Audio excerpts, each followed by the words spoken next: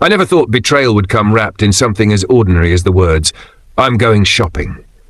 At 67 years old, I believed I had seen the ugliest faces of life: war, poverty, the slow loss of friends and family. But nothing prepared me for the moment I discovered my wife's truth. It was a Sunday morning in New York, the kind of morning when the air carries the scent of coffee shops opening early, when the sun slants across tall glass buildings and makes everything look a little more hopeful.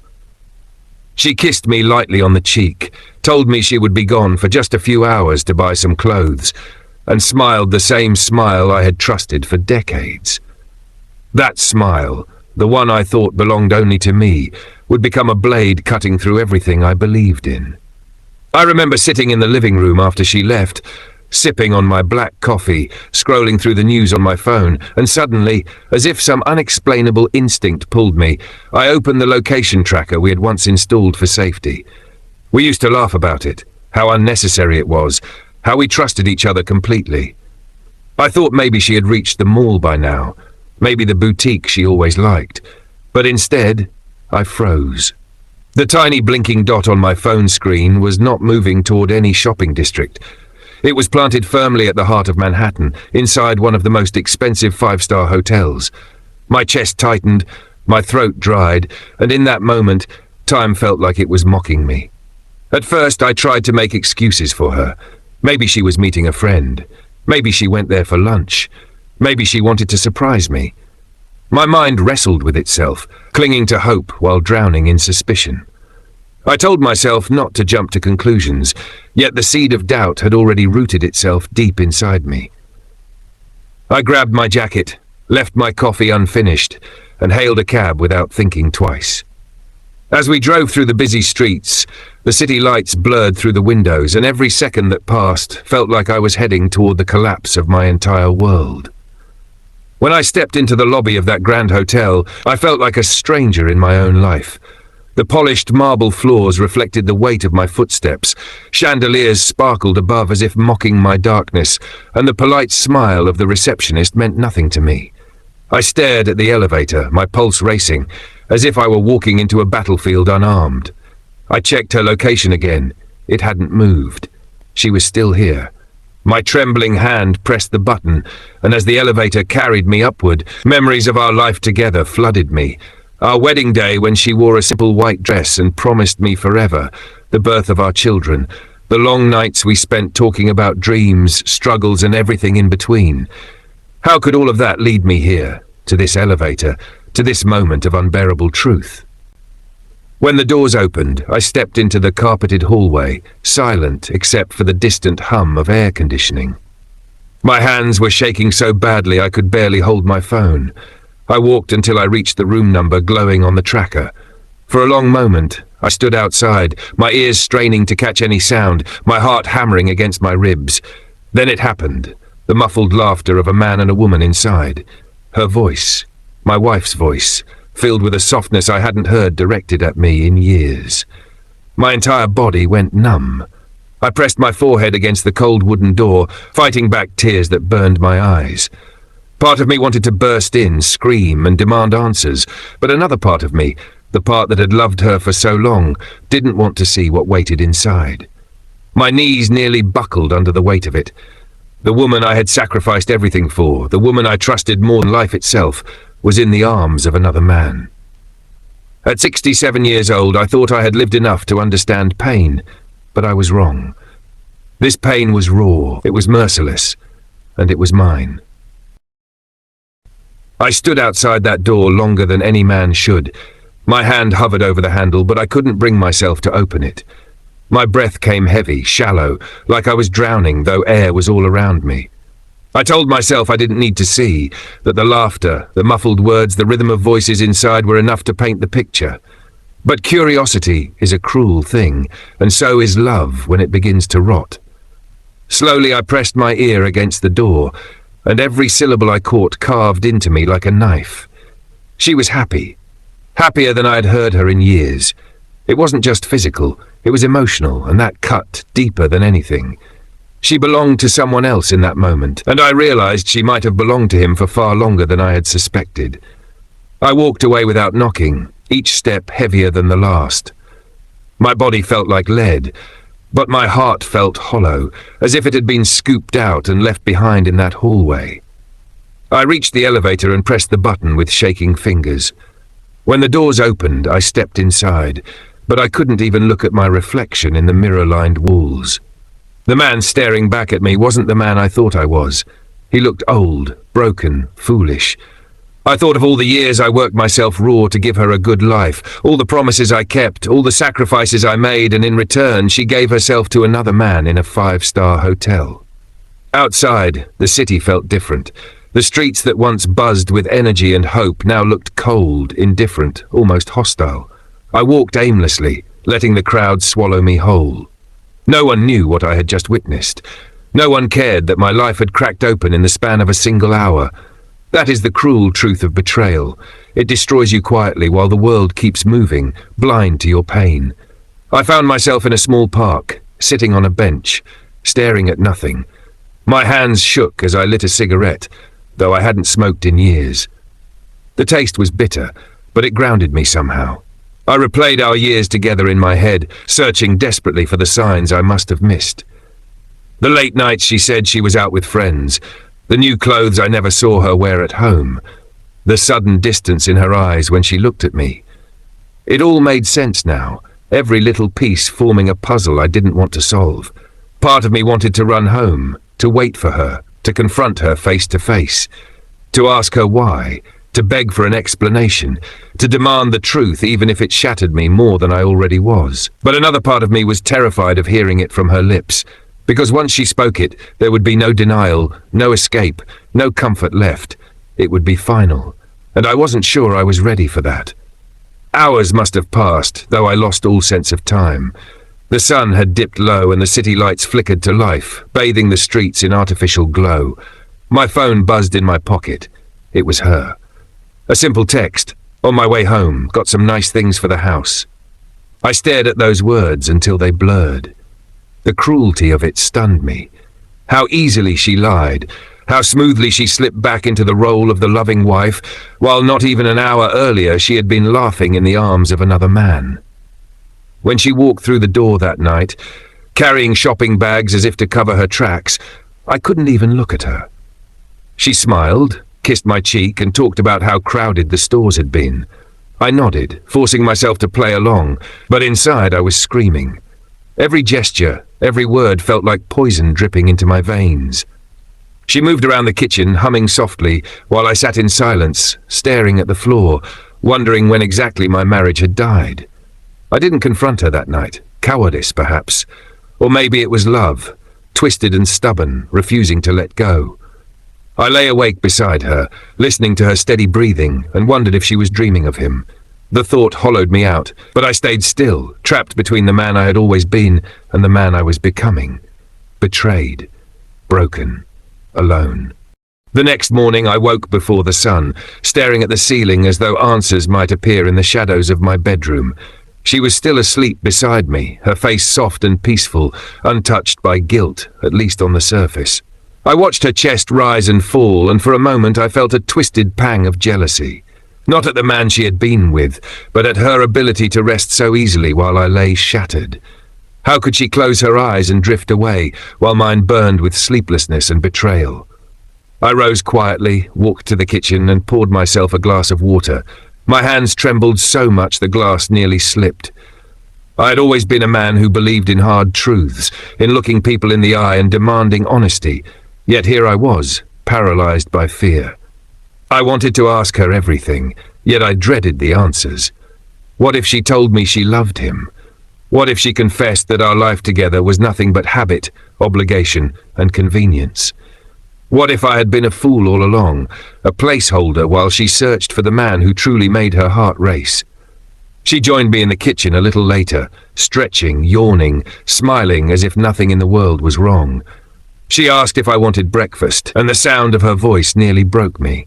I stared at her, searching for cracks in her mask, some flicker of shame, but she played her part perfectly. I nodded, unable to speak, and she moved about preparing eggs and toast like the woman I had lived with for decades. It was terrifying how normal she could make everything appear. I thought of telling her then, blurting out what I had seen, but my throat locked up. Instead, I carried the weight in silence, letting it rot inside me. I remembered when silence between us used to feel comfortable, like a warm blanket we could share without words. But now, silence was a cage. Days passed like this. She went about her life, smiling, laughing, carrying on conversations, while I sank deeper into myself. Each night I wondered if she was planning her next meeting with him, if another lie would soon slip from her lips. I began to notice the small things, the way her phone was always face down on the table, the way she would step out of the room to take certain calls, the faint scent of cologne on her clothes that wasn't mine. These weren't little coincidences anymore. They were confessions she didn't need to speak. And yet, even knowing all of this, I couldn't let go. That was the cruelest part of it all. I still loved her. I still remembered the woman she had once been to me. The partner who had stood beside me through struggles, the voice that had comforted me in my darkest hours. I loved her even as she betrayed me, and that love made me weak, made me hesitate, made me endure what I should have rejected. But love has a way of curdling into something darker when it's not returned. Resentment began to grow in me like mold on forgotten bread. I became short-tempered, distant, withdrawn. She noticed, of course, asked me what was wrong, but I brushed it off with excuses. I'm just tired, I would say, or work's been on my mind. She accepted it, or maybe she didn't care enough to press further. Either way, my silence built a wall between us, and behind that wall I was unraveling. One evening, I couldn't take it anymore. I poured myself a heavy glass of whiskey, sat at the dining table and stared at her across the room. She was scrolling through her phone, smiling faintly, her thumbs moving quickly over the screen. That was it. I couldn't pretend anymore. "Who are you texting?" I asked, my voice harsher than I intended. She looked up, startled. "Just a friend." "A friend?" I repeated, my eyes locked on her. "Yes," she said slowly, her tone cautious. "Why? What's with the interrogation?" I set my glass down, leaned forward and whispered the words that had been burning my tongue for days. "I know where you were the other day." Her smile vanished, replaced by a mask of confusion. "What are you talking about?" "The hotel," I said, my voice cracking. "I tracked you. You weren't shopping, you were with him." Silence filled the room, heavy, suffocating. Her eyes widened, then narrowed, and for the first time in our marriage I saw fear flash across her face. She opened a mouth to speak, but no words came. The truth hung between us like smoke, impossible to clear. I felt my chest tighten as I waited, my heart pounding, my entire body trembling with a mix of rage, sorrow, and desperation. This was it. The moment everything would change. Her reaction, the cracks forming. She stared at me, frozen, her lips parting as if to form words, but nothing came. The silence stretched long enough for me to hear the tick of the wall clock, each second dragging like a weight across my chest. Finally, she set her phone down on the table, her hands trembling slightly, though she tried to hide it. You tracked me?" She whispered, her tone sharp, but there was something beneath it. Fear, maybe guilt. "Yes," I said, my voice low, almost breaking. "And don't try to lie to me again. I stood outside that door. I heard you. I heard him." Her face drained of color, and she looked away, pressing her palm to her forehead like she was trying to push the truth back inside her skull. For a moment I thought she might break down, confess everything, beg for forgiveness. But instead she let out a shaky laugh, a sound that chilled me more than any admission could. "You shouldn't have followed me," she said, not meeting my eyes. That sentence was the final dagger. Not "I'm sorry." It's not what you think, not even a denial. Just a cold attempt to turn the blame on me. I sat back in my chair, staring at the woman I thought I knew, and realized she wasn't the same woman anymore. Maybe she hadn't been for a long time. "You destroyed me," I whispered. My throat tightened, and I had to swallow hard just to keep my voice steady. "Everything I've built, everything I've given, all the years I loved you, and you chose him." Tears welled in her eyes, but she wiped them quickly, as if showing me her pain would make her weak. "It wasn't supposed to happen," she murmured, her voice low, almost a confession. "I didn't plan for this." "Didn't plan?" My chest burned as anger and sorrow twisted together. "You don't accidentally end up in a hotel room with another man. That's not a mistake, that's a choice." She finally looked at me then, really looked, and for the first time I saw her face without the mask she always wore. There was guilt, yes, but there was also something worse, an emptiness, an absence of love. It was like staring at a stranger in the skin of the woman I had married. "I don't know how to explain it," she said softly. "I feel alive with him in ways I haven't felt in years. You're safe, you're steady, you've always been good to me, but somewhere along the way, I stopped feeling like a woman and started feeling like a shadow." Her voice broke. "He made me feel seen again." Her words sliced through me like razors. Every sacrifice, every long night of work, every moment I believed I was protecting and caring for her, all of it reduced to this. I had been steady, safe, reliable, but not enough. I pressed my palms into the table, trying to steady myself as my world caved in. "And what about me?" I asked, my voice shaking. "Did you ever think about what I felt? About how it would destroy me to find out? Or did you decide my love wasn't worth as much as his attention?" Her eyes filled again, but she stayed silent. That silence was my answer. I stood, my chair scraping against the floor, and walked toward the window. The city outside was buzzing with life. Neon lights flickering, cars honking, people laughing in the streets. To them, nothing had changed. But for me, everything had. Behind me, she whispered, "I never wanted to hurt you." I let out a bitter laugh, my shoulders trembling. "But you did. And the worst part? You didn't even think twice about it." I turned to face her, my eyes burning.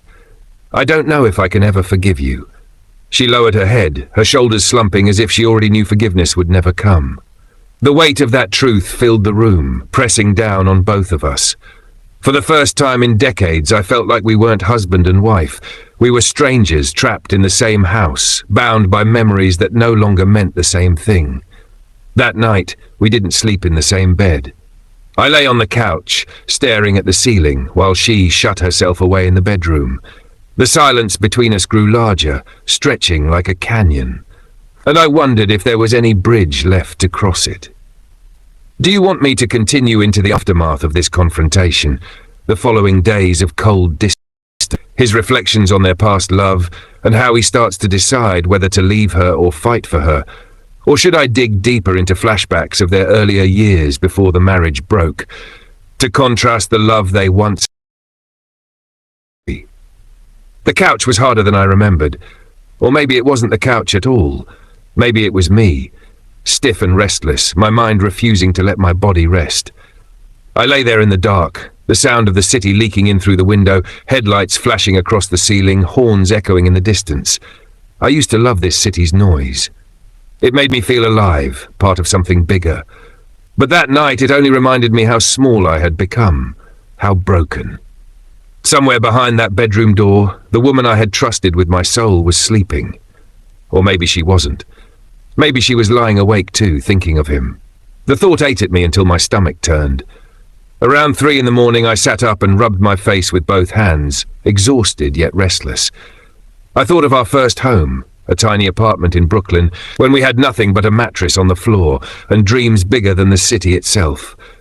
I remembered how she used to curl against me at night, whispering about the life we would build together. Back then, I believed her voice was the only anchor I'd ever need. I worked 2 jobs to keep us afloat, and she would wait up for me, no matter how late I came home, just to eat dinner together. Those nights feel like another lifetime now, like memories that belonged to someone else. By morning, my eyes were red, my body heavy with fatigue. She emerged from the bedroom, her hair messy, her face pale, carrying the silence of guilt like a cloak around her shoulders. She didn't look at me, didn't greet me, just moved quietly toward the kitchen and busied herself with coffee. I sat on the couch, watching her every move, and for a moment I hated her, truly hated her. But then, as the steam rose from her mug and she tucked her hair behind her ear, I felt something else creep in, love, stubborn and cruel. Even after everything, I still loved her. That was the curse of it all. We moved through the days like ghosts. She went to work, I stayed home. We spoke only when necessary, and when we did, our words were clipped, brittle, stripped of warmth. Nights were colder than ever, silence filling the spaces where laughter used to live. Sometimes I caught her staring at me, as if she wanted to speak, to explain more, to reach for something. But every time I looked back, she turned away. I wondered constantly if she still saw him, if their affair had ended the moment I confronted her, or if she found new ways to slip away, hiding behind errands, behind excuses. I didn't check the tracker again. I couldn't bear to. Knowing the truth once had nearly destroyed me. Knowing it twice might finish me entirely. One evening, about a week after the confrontation, I broke the silence. I sat at the table while she cleaned up the dishes, and my voice cracked as I asked, "Do you love him?" The question hung in the air like smoke, thick and suffocating. She froze, her hands gripping the edge of the sink. Slowly she turned, her eyes shimmering with tears she hadn't let fall. For a long moment she said nothing, and in that nothing I heard my answer. "I don't know what I feel," she whispered finally. The words cut deeper than any declaration of love for him could have. "I don't know." That meant I wasn't enough, but he wasn't either. It meant her heart was caught in some in-between place, and I was left stranded in the shadow of her uncertainty. I clenched my fists under the table, my nails digging into my palms. "After everything we've been through," I said, my voice shaking, "after all these years, you don't know." Her tears spilled then, streaking her face, and she whispered, "I'm sorry. Sorry." Such a small word for such a colossal wound. Sorry didn't erase the image of her in that hotel room. Sorry didn't restore the trust she had shattered. Sorry didn't give me back the man I had been before that Sunday morning. That night, I packed a bag, just a few clothes, my toothbrush, some essentials. She stood in the doorway, her eyes red, her arms crossed tightly around herself, and asked in a broken voice, "Where are you going?" "I don't know," I told her, "but I can't stay here, not like this." Her lips trembled as if she wanted to beg me to stay, but no words came. And maybe that silence was the clearest truth of all. I left without looking back, the weight of decades pressing down on me as the door clicked shut behind me. The notebook became my companion in those long, lonely nights. I filled it with pages of memories, fragments of conversations, and questions I couldn't bring myself to ask her directly. Sometimes I wrote angrily, the ink smudged where my hand pressed too hard. Other times I wrote tenderly, recalling the sound of her laughter, the way her eyes used to light up when I surprised her with flowers, or how she once danced barefoot in our kitchen on a rainy afternoon. Writing was both a knife and a salve. It cut me open, but it also kept me from bleeding out completely. Days turned into weeks. I settled into a strange routine. Mornings spent walking the streets, afternoons with the newspaper or a book, evenings writing until my hand cramped. The hotel staff began to recognize me, offering polite smiles that felt like pity. I knew I couldn't live like that forever, but I wasn't ready to face her either. Every time I imagined stepping back into that house, I saw shadows that weren't mine lingering in every corner. I saw the man she had chosen over me, sitting where I once sat, touching what I once held. One afternoon, I wandered into a small bookstore tucked away on a quiet street. The kind of place that smelled of paper and dust, where time seemed slower. I hadn't read much for pleasure in years. Life had always been too busy, too full of responsibilities, but now I had nothing but time. I picked up a book of poetry and sat in the corner, flipping through verses about loss, betrayal, and survival. One line struck me so deeply I had to close the book and sit still for a while. Sometimes the heart must break to remember it is still beating. I carried that line with me for days. It became a mantra of sorts. Maybe I wasn't dead yet, even if I felt hollow. Maybe there was something left of me beyond being the man she had betrayed. Still, the loneliness gnawed at me. At night I reached for her out of habit, only to find an empty bed. In the mornings I half expected her to greet me with coffee, the way she used to, but the hotel room only offered silence. I thought of calling my children, but how could I? What would I tell them? That their mother was unfaithful, that the family they believed in was fractured. I couldn't bear to drag them into this storm, so I carried it alone. One evening, after a long walk through the park, I returned to the hotel and found a letter slipped under my door. My heart stuttered as I recognized her handwriting. I sat on the edge of the bed, the envelope trembling in my hands, afraid of what I might read. I opened it slowly, carefully, as if the paper itself might shatter. Inside, her words were messy, rushed, tear-stained in places. I don't expect forgiveness. I don't even know if I deserve to ask for it. I was selfish, I was weak, and I hurt the only man who ever truly loved me. I don't know how I lost my way, but I did. Please believe me when I say I never stopped loving you, even when I was too blind to see it myself. I'm lost without you. Please come home. If not for me, then for the life we built together.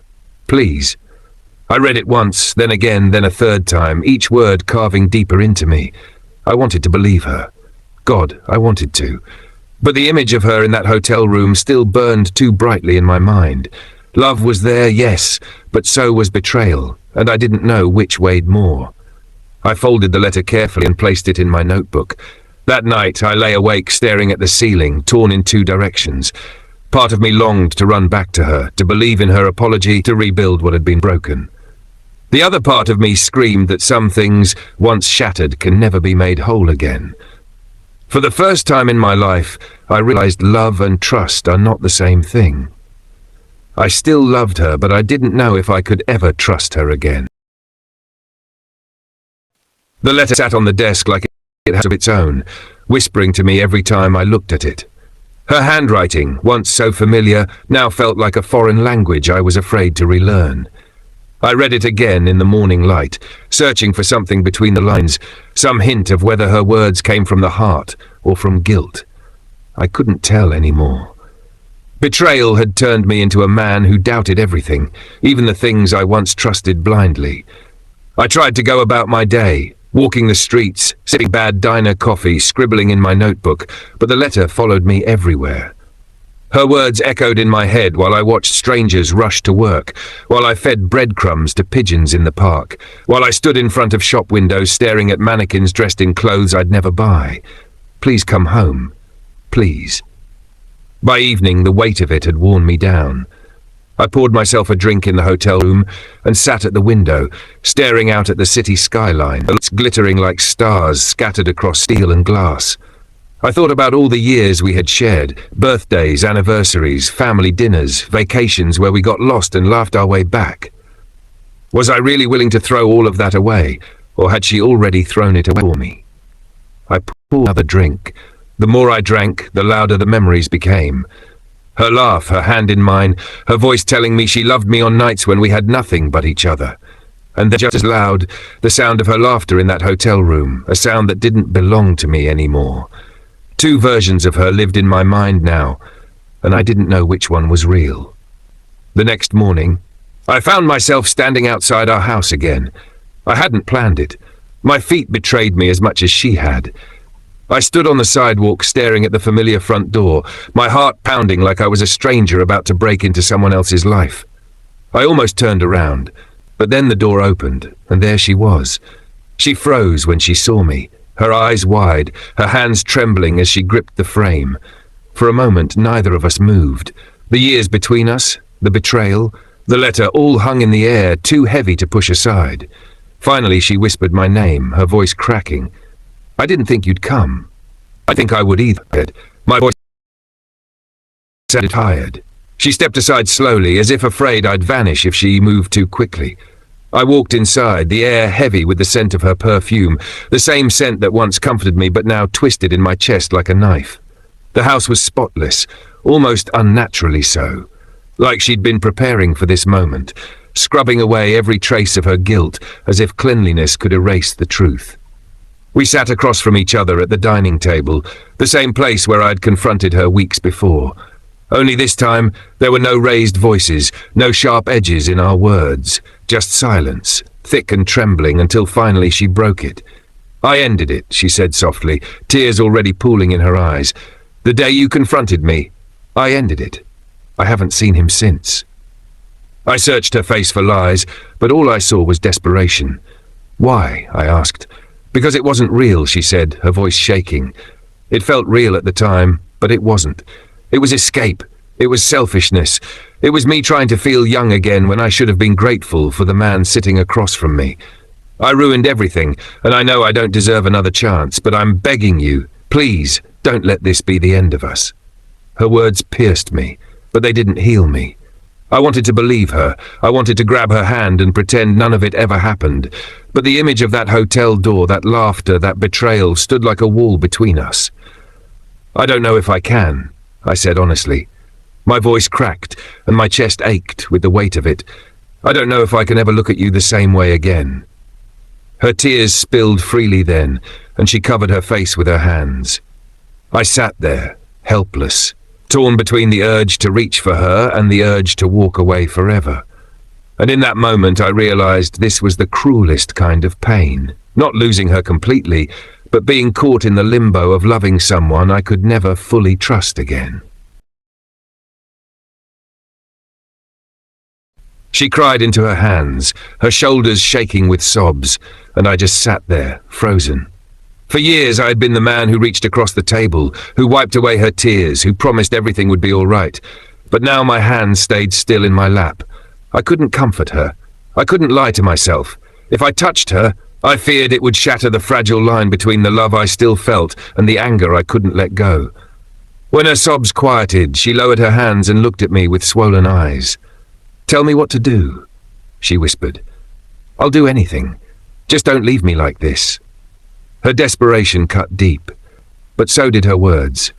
Tell me what to do, as if I was supposed to rebuild what she had burned down, as if the burden of fixing us had fallen on me when I had been the one betrayed. I leaned back in my chair, exhaling a long, shaky breath. "You can't undo it," I said. My voice was soft, but each word landed heavy. "You can't unmake the choice you made in that hotel. You can't erase the image I carry now. I don't know if I can ever get past it." She flinched, like my words had struck her. "But don't we deserve to try?" she asked, her voice trembling. "After everything we've been through, after all the years, don't we deserve one more chance?" I wanted to scream yes. I wanted to tell her that of course we deserved another chance, that love this deep, this old, couldn't just be tossed away. But at the same time, a quieter, angrier part of me whispered no. She made her choice. She risked everything for a few stolen hours, and she lost. I stood up, needing space, needing air. I walked to the window, stared out at the yard we had planted together years ago where our children had once played. The memories hit me like stones. Birthdays under the oak tree, summer nights with fireflies, the sound of our kids' laughter. All of it tied to her, tied to us. How do you throw away a lifetime? How do you stay, knowing the foundation has cracks that may never mend? I turned back to her, my chest heavy. "I don't have an answer," I admitted. "Not tonight, not tomorrow, maybe not ever." She nodded slowly, tears streaking down her cheeks again, but this time she didn't plead. She just whispered, "I'll wait. However long it takes, I'll wait." I left the house that night, the letter still in my pocket, my mind a storm. I walked the streets for hours, letting the city swallow me. I thought of love, trust, betrayal, forgiveness. I thought of her eyes when she said she felt alive with him, and her eyes now begging me not to give up. Both were real. Both were burned into me. When I finally returned to the small hotel room, I sank onto the bed and stared at the ceiling until morning. Sleep wouldn't come, but one truth did. I was no longer the man I had been before that Sunday. Whether I stayed or left, whether I forgave or not, I would never be the same again. And maybe that was the cruelest lesson of all, that sometimes even if love survives betrayal, the person you were before it never comes back. Would you like me to carry him forward into the weeks that follow, showing how he wrestles with this decision day by day, or should I jump ahead in time to when he finally makes a choice about whether to rebuild with her or walk away for good? The days blurred together after that night. Each morning I woke with the same ache in my chest, the same questions circling my mind like vultures. I went through motions, coffee, a walk, sitting in the park with my notebook, but the truth was, I was adrift. Half of me wanted to go back to her, to reclaim what was ours. The other half wanted to cut the cord and never look back. Both choices promised pain, neither promised peace. Sometimes in the quiet moments I could almost convince myself to forgive her. I'd think about how she held me when my father died, how she worked double shifts so I could finish school, how she once drove through a snowstorm just to bring me a thermos of soup at work. Those memories told me she loved me, that we were bigger than one mistake, no matter how devastating. But then the other memories rose, the hotel, the lies, the image of her hand in another man's. Those memories screamed that she had already made her choice, and that I would be a fool to keep loving someone who could betray me so easily. I stopped answering her calls for a while. She left messages, some long, some just her breathing, others where she whispered please over and over like a prayer. I listened, sometimes with tears in my eyes, sometimes with anger burning in my chest, but I never picked up. I didn't trust my voice to say what I truly felt. At night I walked, through the city, through old neighborhoods, past places where we had made memories. I found myself outside the movie theater where we'd had our first date. I stood under the marquee for nearly an hour, remembering the way her hand brushed mine in the dark, how we both pretended it was an accident before finally giving in. It hurt, God, it hurt, to think that the same hand once slipped into mine had also touched another man with the same intimacy. Betrayal taints everything. Even the sweetest memory tastes bitter when it's poisoned. Weeks passed this way. My friends began to notice the hollowness in me, though I lied when they asked. Just tired, I'd say, or work's been heavy. They nodded, pretending to believe me, but I could see the concern in their eyes. One night, I finally broke. I went back to the house, not to confront her, not to stay, just to see, to remind myself that it was real, that I hadn't imagined it all. She opened the door before I even knocked, like she'd been waiting. Her face lit up with hope, then quickly softened into something more fragile when she saw the distance in my eyes. "I made dinner," she said softly, "your favorite." I almost laughed, as if a plate of roasted chicken and mashed potatoes could mend the fracture in my soul. But I stepped inside anyway, because part of me still wanted to believe. The smell was warm, the table set with care, candles flickering like they had on anniversaries past. We ate in silence, the food tasting of memories more than flavor. Afterward, she reached across the table, her hand trembling. "I don't expect forgiveness overnight," she whispered, "but will you try?" Her hand hovered there, waiting. My chest tightened. It would be so easy to reach out, to give her the hope she was begging for. But I couldn't, not yet. Maybe not ever. "I'm trying," I said finally. My voice broke on the word, but I don't know if I'll succeed. Tears spilled from her eyes, but she nodded, as if even that sliver of possibility was enough to keep her breathing. I left that night again, but this time something had shifted. I wasn't ready to forgive. I wasn't ready to stay. But I wasn't ready to let go either. And maybe that was my prison. The endless middle ground, where love and betrayal waged war inside me, and neither side could win. The weeks turned into months, and I still found myself trapped in that endless tug-of-war. Every morning I woke up with her face in my head, sometimes the version of her that had laughed with me on summer mornings, sometimes the version I had seen walking into that hotel lobby. My heart didn't know which one to believe. She didn't stop trying. Every few days, she left something for me. A note slipped under the door of the place I was staying. A meal packed neatly in a container. Once, a photo from years ago, us sitting on the hood of my old truck, grinning like fools at the camera as if the world belonged to us. On the back, she had written in shaky handwriting, "We were real." Please don't forget that. I didn't forget. That was the problem. The memories clung to me like ghosts. I wanted to tear them away, but they wouldn't leave.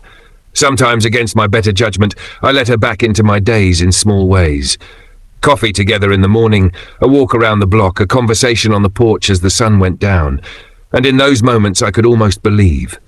Her voice was familiar, her laughter still carried warmth, and her eyes still searched for me like I was the only man in the world. But then, like a shadow, the other truth always crept in. I'd see her smile and wonder if she'd smiled that way for him. I'd hear her laugh and wonder if it had rung through that hotel room. I'd feel her hand brush mine and flinch at the memory of whose hand she'd held not so long ago. Trust, once broken, doesn't rebuild easily. It doesn't matter how many apologies she whispered, how many meals she cooked, how many nights she cried herself to sleep. The crack was there, and no amount of patching could erase it. One night, as we sat outside under the stars, she reached for me again. "Do you still love me?" she asked quietly. Her voice was steady, but her eyes betrayed her fear. The truth tore at me. "Yes," I said. "God help me, yes." "Then why?" "Because love isn't enough anymore," I cut in. My throat tightened. "You broke the part that made love safe. You broke the trust, and I don't know if I'll ever feel whole again with you." She turned away, wiping her face, but I could see her shoulders trembling. For a long time we sat in silence, the weight of everything unsaid pressing down on us. I went back to my empty room that night and lay awake until dawn. My chest ached, my mind screamed, my heart refused to rest. I knew I couldn't live in limbo forever. A decision had to come. Stay and fight like hell to rebuild, or leave and bleed out the love that still burned inside me until it was gone. Both paths looked like suffering. Both felt like loss. But one truth grew clearer with each sleepless night. I could not go on this way much longer. Some breaking point was coming. And when it came, I knew it would change everything, one way or the other. The breaking point came on a quiet Sunday morning. I hadn't planned it. I hadn't even decided. I was just walking back from the market with a bag of groceries, thinking about nothing in particular, when I saw her standing on the porch of our old house. She was waiting, like she always was, eyes searching the street until they found me. Something in me broke then, not with anger, not with tenderness, but with clarity. I realized I couldn't keep circling this wound forever. Love had kept me tethered, but trust had cut the rope. I couldn't rebuild something I no longer believed in, no matter how hard she tried. She smiled faintly when I approached, hope flickering like a candle in her eyes. "I made breakfast," she said softly. "Will you come in?" I looked at her for a long time. I saw the woman I had loved, the woman who had once been my whole world. I saw her regret, her sorrow, her desperate plea for another chance, but beneath all of it I saw the truth I had been running from. "I can't," I whispered. Her smile faltered. "You mean, not today?" "No," I said, my throat tightening. "I mean, I can't anymore. Not today, not tomorrow, not ever. I've tried, God knows I've tried, but every time I look at you, I see him. Every time I hear you, I hear the lies. I still love you, but I can't live with this love. It's killing me." Her face crumpled, tears spilling down her cheeks. "Please don't say that. Please don't end us like this." I reached out for the first and last time in months and touched her cheek. It felt like home and heartbreak all at once. We ended the day you walked into that hotel. I've just been too afraid to admit it. Silence fell between us, heavy and final. She clung to my hand, but I gently pulled it away. Then I turned, walked down the steps, and didn't look back.